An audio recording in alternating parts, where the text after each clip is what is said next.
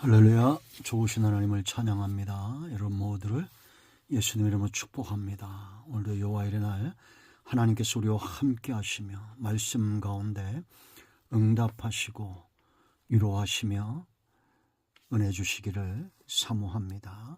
자, 오늘은 잠언 26장 4절로 11절 말씀을 묵상합니다. 기도합니다. 영광을 감사를 하나님께 올려드립니다. 온 마음으로 하나님을 사랑하며 주의 말씀을 사모합니다. 말씀을 읽으며 들을 때 우리의 심령이 회복되고 하나님을 영화롭게 하는 삶으로, 땅을 복되게 하는 삶으로 회복될 수 있도록 우리의 모든 죄와 허물을 사하시고 성령 하나님 충만하게 우리 가운데 역사하옵소서. 종을 낮추시고 겸손하게 하시고 오직 말씀의 도구만 되기를 원합니다. 예수님의 이름으로 사모하며 기도합니다. 아멘. 4절 봅니다. 미련한 자의 어리석은 것을 따라 대답하지 말라. 두렵건대 너도 그와 같을까 하노라. 미련한 자에게는 그의 어리석음을 따라 대답하라. 두렵건대 그가 스스로 지혜롭게 여길까 하노라. 미련한 자 편에 기별하는 것은 자기의 발을 베어 버림과 해를 받음과 같으니라. 저는 자의 다리는 힘이 없이 달렸나니 미련한 자의 입의 잠언도 그러하니라. 미련한 자에게 영예를 주는 것은 돌을 물매에 매는 것과 같으니라. 미련한 자의 입의 잠언은 술 취한 자가 손에 든 가시나무 같으니라. 장인이 온갖 것을 만들지라도 미련한 자를 고용하는 것은 지나가는 행인을 고용함과 같으니라. 개가 그 토한 것을 도로 먹는 것 같이 미련한 자는 그 미련한 것을 거듭 행하느니라. 아멘. 오늘도 이 말씀은 우리에게 응답이 됨을 확신합니다. 자, 여러분, 성도는 이 삶의 환경이 굉장히 중요하죠. 어떤 환경 속에 우리가 있느냐라는 겁니다. 먹고 마시는 것보다도 영적인 환경이 중요합니다. 사귐의 문제입니다. 하나님과 가까이 하십시오. 그런가 하면 지혜로운 자, 하나님을 두려워하는 자,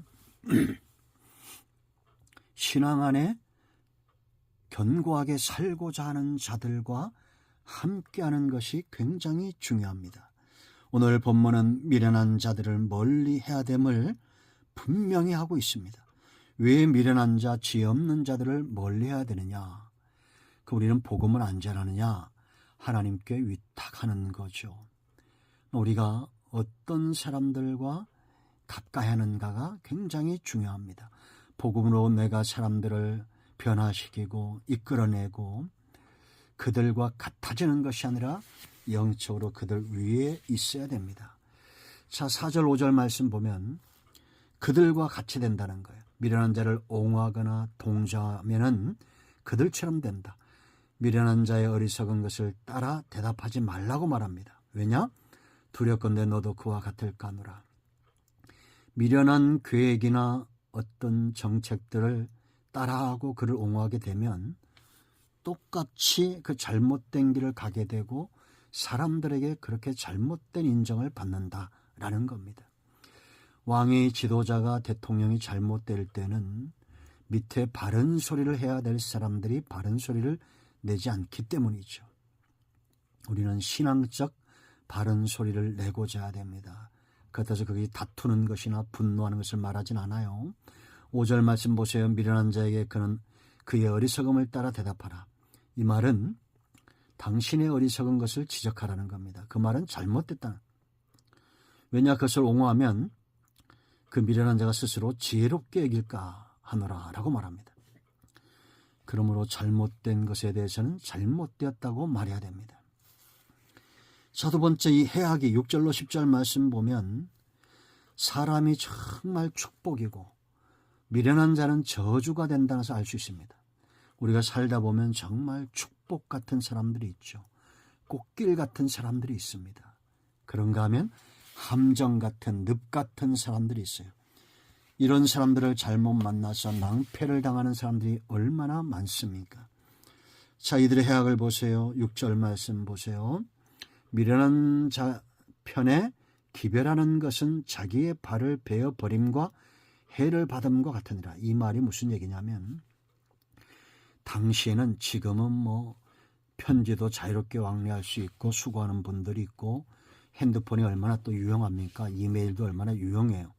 근데 당시에는 사람을 통해서 기별하는 겁니다. 예를 들어서 있죠. 우리가 전쟁터에 승리했습니다. 그런데 기별해야 되죠. 그럼 지혜로운 병사를 보내야 전장의 상황을 잘 얘기할 겁니다. 승리했다고. 그런데 반대로 지금 패하고 있는데 미련한 자를 통해서 전시 상황을 잘못 전달하면 얼마나 화근이 되겠습니까? 내 발을 베어 버림과 같다. 해를 받을 것이다 라고 말합니다. 미련한 자를 고용하는 것은 이만큼 무섭습니다. 자, 7절도 보세요. 저는 자의 다리에 힘이 없이 달리는, 다리는 힘을 써야 되고 가야 될 길을 가야 되는데 그것이 장애를 입거나 아니면 사고가 나면 힘없이 달려있죠.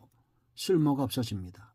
미련한 자의 입에 잠언도 그러하다. 이렇게 쓸모없는, 이 사람에게는 잠언도 통하지 않고 지혜의 말도 통하지 않고 그런 사람이 말하는 말은 잠언일 수 없고 지혜의 말일 수 없다라는 거죠.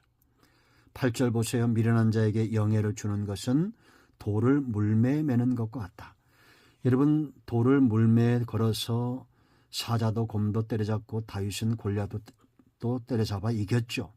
그런데 이걸 붙들어 매면 아무런 쓸모가 없습니다. 오히려 우리도 어릴 때 해봤는데요. 돌이 나가지 않고 빙 돌에다 붙어 있으면 던지는 사람을 상하게 합니다. 그와 마찬가지로 미련한 자에게 영예를 주면 결국은 그 직책이 자기뿐만 아니라 주변 사람들에게 화근이 되고, 전쟁이 일어났을 때 무기를 쏘지 못하거나 짐승을 만났을 때 물매를 던지 못하면 내가 죽임을 당하겠죠. 그와 똑같이 화근이 된다. 여러분, 이렇게 지혜롭지 못한 사람이 대통령이 되고 국무총리가 되고 군대 사령관이 되고 장관이 되는 생각해 보세요. 얼마나 많은 사람들을 죽이겠습니까? 실제로 전쟁 역사 가운데 지혜롭지 못한 군인이 얼마나 많은 자기 병사를 죽였는가 우리가 알 수 있습니다. 원균 같은 사람들이죠. 자, 9절도 보세요. 미련한 자의 입의 잠언은 술 취한 자가 손에 든 가시나무 같다. 술에 취해서 가시나무를 손에 들고 있으면 어떻게 됩니까? 자기도 해하고 남도 해하고. 이처럼 미련한 자의 입의 잠언은 좋은 말이지만 오히려 그거 가지고 화근을 일으킨다. 자기도 상하게 하고 남도 상하게 한다라는 겁니다. 10절 보세요. 장인이 온갖 것을 만들지라도 미련한 자를 고용하는 것은 지나가는 행인을 고용하는 것과 같다. 지나가는 행인은 장인이 아니죠. 의자를 만들거나 책상을 만들거나 어떤 사람에게 유용한 물건을 만들 때는 숙달된 장인이 필요하죠. 그런데 그냥 지나가는 사람을 아무나 불러다가 만들게 하면 만들 수 있습니까? 그런 사람이 집을 짓는다고 생각해 보세요. 그 집은 무너지겠죠. 마찬가지로 미련한 자를 고용하는 것은 이와 같다라는 겁니다. 참으로 사람이 축복이고 사람이 화근이 되기도 하죠. 자, 세 번째, 이들의 무지예요. 11절 보세요. 개가 그 토한 것을 도로 먹는 것 같이 미련한 자는 그 미련한 것을 거듭 행한다. 당시의 유대인들은 경멸의 대상이나 이방인들을 개 취급했습니다. 개에 비했죠. 개는 토한 것을 다시 먹는다. 미련한 행동을 계속 반복한다. 아무리 타일러도 깨닫지 못하고 근신하지 못하고 또 미련한 일을 행한다라는 겁니다. 지혜롭다는 것은 한 번 넘어지면 두 번째는 넘어지지 않습니다. 조심합니다. 그러나 미련한 자는 계속해서 매를 맞아도 그 길을 꾸준히 가고 망하는 길을 꾸준하게 담대하게 가는 것을 말한다라는 겁니다. 여러분, 참으로 미련한 자를 우리는 멀리해야 되고 하나님께 위탁해야 되며 복음과 말씀으로 우위에 있어야 됩니다. 우리 모두가 영적인 환경, 하나님과 말씀과 영혼을 사랑하는 사람들과 가까이 하기를 사모합니다. 기도합니다. 예수님의 이름을 의지하 기도합니다. 이 말씀대로 되게 하여 주시옵소서. 우리 가운데 마음이 상한 자, 병든 자 치유하시고 회복시켜 주시기를 원합니다. 예수님의 이름으로 사모하며 축복하며 기도합니다. 아멘. 할렐루야. 오늘도 응답이 우리 가운데 임하였습니다. 아멘.